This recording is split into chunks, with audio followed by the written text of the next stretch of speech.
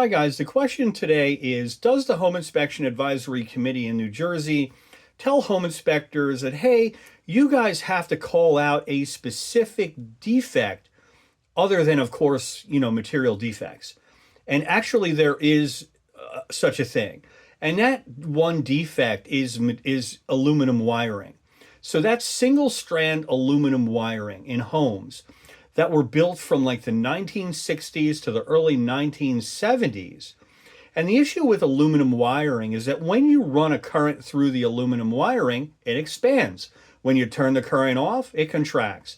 So this current running through the wiring and this expansion and contraction over a period of time can loosen the connections at the junction points in a home. And when I'm talking about a junction point, I'm talking about maybe a junction box, an electrical light switch, a light fixture, a receptacle.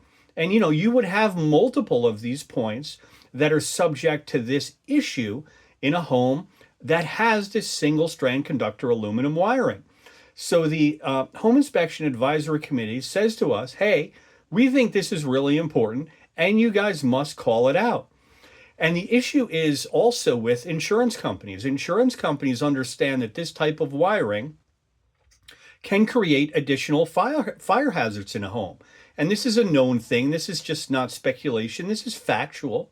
Having aluminum wiring in a home really substantially increases the risk of having an electrical fire in a home. And you should talk to your insurance company if your home inspector does find aluminum wiring in your house, and talk to them about possible remediations of the aluminum wiring. Now, we all, as home inspectors, we believe, at least I do, that, hey, you know what, the best way to do this, and so does the Consumer Product Safety Commission, says that the best way to relieve this safety issue is to rewire those aluminum wiring circuits. And I believe that as well. Of course, there's nothing safer than just removal and replacement.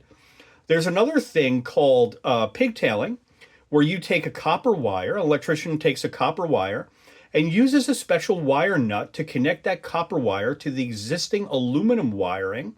So you have a copper wire attaching to the junction points in the home. That's okay. Most insurance companies will allow this. But the problem is with this method is that you have to have an electrical contractor who's diligent enough to make every single connection at every single junction point. In other words, he can't miss anything, right? If he misses something, you guys are in trouble. So if you're purchasing a home from the 1960s to the early 1970s, make sure your home inspector is checking for aluminum wiring.